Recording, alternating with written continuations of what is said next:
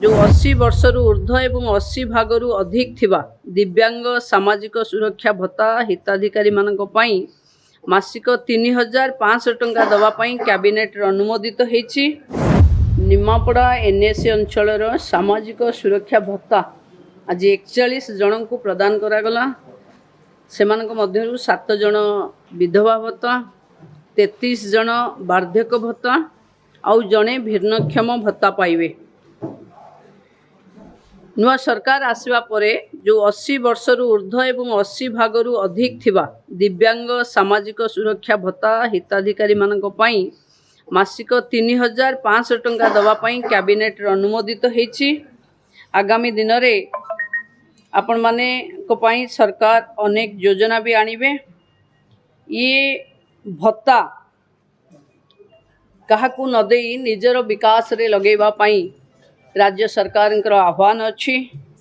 जो माने 60 वर्षर ऊर्ध्व हो गले समस्त योग्य हिताधिकारी मानकू सामाजिक सुरक्षा बा यथाशीघ्र भत्तारे जोड़ा जीवो एवं जो महिला माने 60 हेइनी से मानकू सुभद्रा योजना रे तुरंत बेगरे जोड़ी दिया जीवो। एवं आमे आज निमापड़ा मेडिकल रे एक बहु अपेक्षित मिशन शक्ति काफेर भी उद्घाटन हैला।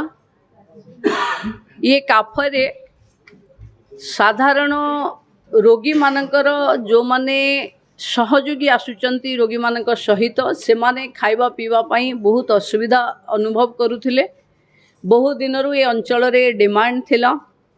मिशन शक्तिर माँ माने ये काफे को चलेबे जो थिरे रोगी को सुषम खाद्य देवे। गाँव रो क्षीर सीधा सड़क गरम होकरी से स्टॉल रु लोक पाई परिबे एवं जो खाद्य रोगी पाई की हित से खाद्य को मिशन शक्तिर काफे रे जोगई दिया जीवो। ता छड़ा अन्यान्य मिलेट तैयारी अनेक पदार्थ अच्छी जोटा आसुथिबा छुआ साधारण लोकंक पाई भी सेटा उन्मुक्त रहिबो। दिन को 2 बेला राति रे भी खाइबा को सेठू संध्या बेले सेठू भी मिलिबो। तेणु आम अंचल पाई आम हॉस्पिटल रे रोगी सेवा पाई मिशन शक्ति काफे एक नुआ अध्याय जोड़िबो।